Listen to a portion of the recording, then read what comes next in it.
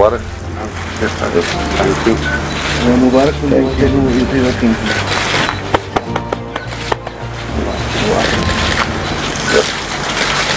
2008 तक national conference में था। वहाँ कितनी इज्जत होती है वर्करों की, वहाँ कितना चाहते हैं वो अपने लोगों को, मैं जानता हूँ। हाँ, पीडीपी मेरे लिए नई पार्टी थी, वहाँ से भी देखे अब क्या है, और तो कुछ नहीं है।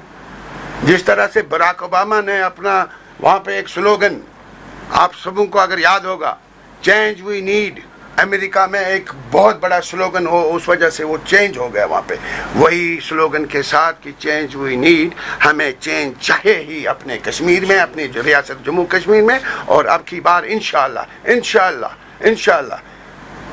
सजाद साहब पीसी हमारी ये पार्टी, क्योंकि लोगों की चहेती पार्टी है, बहुत पुरानी पार्टी है, उसमें कोई शक नहीं है। मैं इस पार्टी के साथ जुड़ा हूँ और मैं अपने आप को खुशकिस्मत समझता हूँ। सजाद साहब कह रहे थे कि मैं पिछले इलेक्शन में इनको जाके देख रहा था, लेकिन देर आए दुरुस्त आए।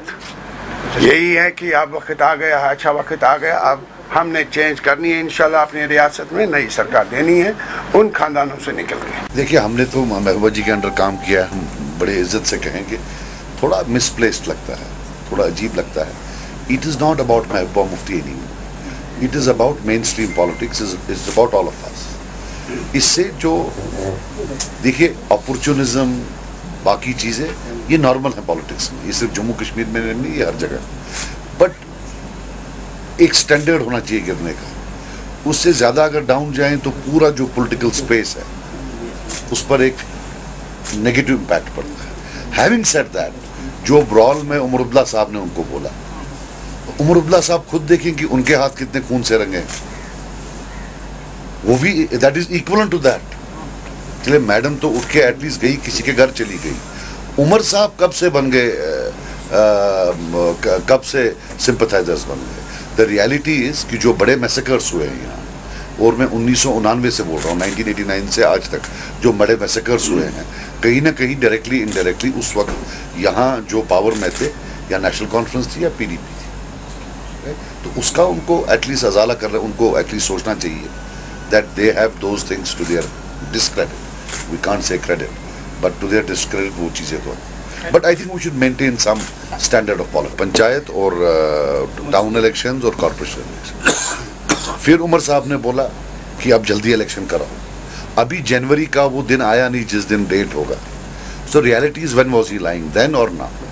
अब रही बात इनका इकट्ठे होने का, आज से कोई 1 महीना पहले ये in the national interest, Kashmiri के लिए, कश्मीर कॉज के लिए इनका इकट्ठे होना ठीक था।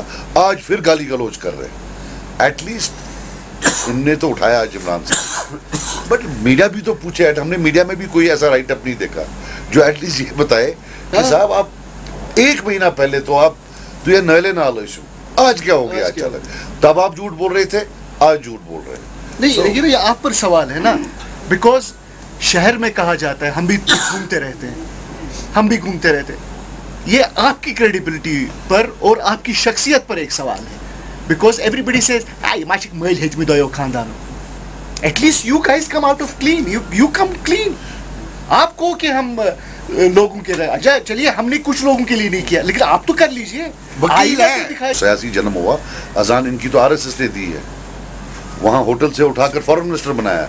आप मुझे बताओ पिछले 70 साल में यहाँ इतना बड़ा अचानक फॉरेन मिनिस्टर किसको बनाया? और इतना ही नहीं, फिर उसके बाद इस्तेमाल भी किया गया। ये तब का ज़माना जब यहाँ हालात बहुत ख़राब थे। दुनिया का कौन सा हिस्सा जहाँ ये नहीं गई ये कहने के लिए कि कश्मीर में कुछ नहीं है, सब हालात ठीक है।